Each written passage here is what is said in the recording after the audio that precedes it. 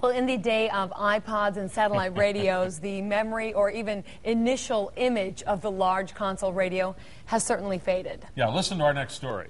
Starting today, UW Fox Valley is trying to resurrect appreciation of vintage radio. And as Fox 11's Ryan Dietz reports, it's thanks to donations from a collector who was around as radio began. When Clyde Stevenson retired 25 years ago, he was looking for something to do with his time. Why I started just picking up radios here and there and fixing them up, and just as a hobby. Now 350 radios later, he donated about 100 of them to UW Fox Valley. The school will use them to start a vintage radio exhibit. That's her name, Myrtle Minkelhopper. The radios date back to as early as the 1920s.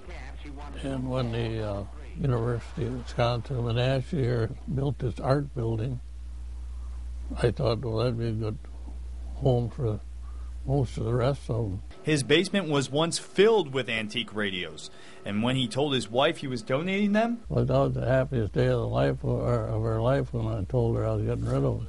Clyde will turn 90 next year. He was born in 1920. There was a general rush by a large... Coincidentally, that's the same year as the first radio newscast. We now return you to Carl Phillips at Grover's Mill. He says when he was a kid, he used to have 2 car batteries that he would switch out to run the radio and then recharge it with the family Model T. And you didn't waste it. You didn't leave a radio on there. You turned it on, the program, and then you turned it off. Didn't like today. You walk away and just leave it on all day. After the exhibit, he says he hopes the school can use the radios to teach engineers. Some historians are interested in his collection as well. Ryan Dietz, Fox 11 News. Some broadcast history right here in northeast Wisconsin. Well, the exhibit runs through December 4th in the Communication Arts Center Gallery on the UW Fox Valley campus.